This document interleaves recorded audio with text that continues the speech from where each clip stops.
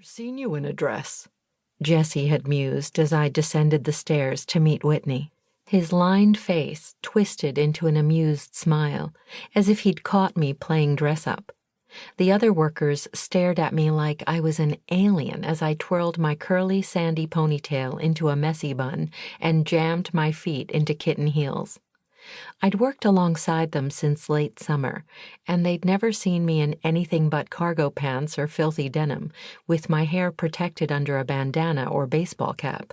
I smoothed out some wrinkles in the cotton fabric and vowed to look more presentable for clients.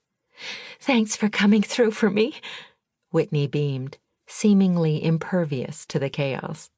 She dabbed at her mascara with a tissue she'd extracted from her tiny plum purse. Everything about her was diminutive. She was my height, 5'0", but much tinier and bird-like. She had delicate features and loose strawberry blonde curls. She radiated strength, despite her apparent fragility. "Excuse me, Mallory?" Jesse loomed over me and shattered my reverie. "There's a problem with the bathroom in the green bedroom. I thought you'd like to know. Right now." He must want to grill me for promising this place would be wedding-ready in 4 weeks. I shrugged in apology to Whitney. "It's okay. I'd better get going. I'm so thrilled you can move up the wedding. It means the world to me that my father will be there. You're a lifesaver, Mallory." She rose to her feet and carefully navigated her way around the flotsam and jetsam of hardware in her path to the front hall. "Let's meet later next week. We'll have a lot to do to plan your wedding in such a short amount of time." I crossed my fingers behind my back and made a wish to magically fix up a professional space amid the mess for meeting with her next time. Whitney turned back to look at me. Her eyes sparkled, immune to the reality of renovation hell. She turned to leave as the massive front door swung open ahead of her. It was Garrett Davies, the delectable man I'd been seeing. His face brightened when he saw me over Whitney's shoulder, and his warm hazel eyes crinkled at the corners. He held a large brown bag, bursting with lunch for me and the contractors. The gentle autumn sun backlit his tall frame, creating a pleasing silhouette.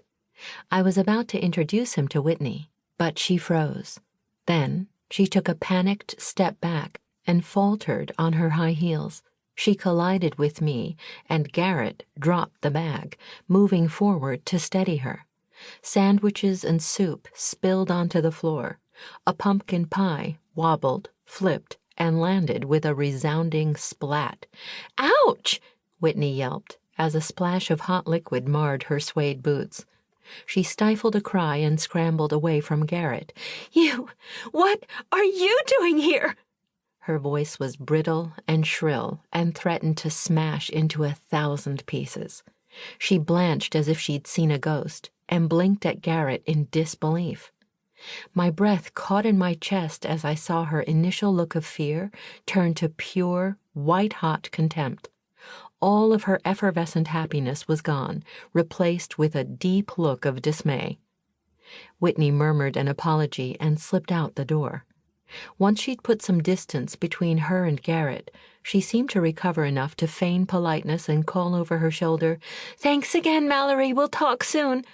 She nearly ran down the drive to her Jetta and didn't look back.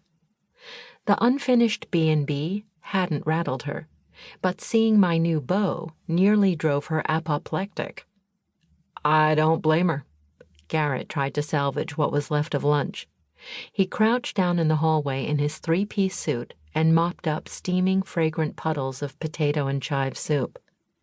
He was one of the few people who could manage to look sexy cleaning up remnants of lunch, and I would have enjoyed the view if I hadn't been so rattled by Whitney's reaction. I wiped the wax paper-wrapped sandwiches and distributed them to the contractors. My stomach growled as I mourned the loss of half of lunch. Garrett and I settled on the top step of the front porch to dig in. It was a cool day, but the sun warmed our faces, and the wind was still. I couldn't enjoy the weather, remembering Whitney's bizarre behavior. She nearly fainted when she saw you. I wasn't sure if she was going to deck you or run away.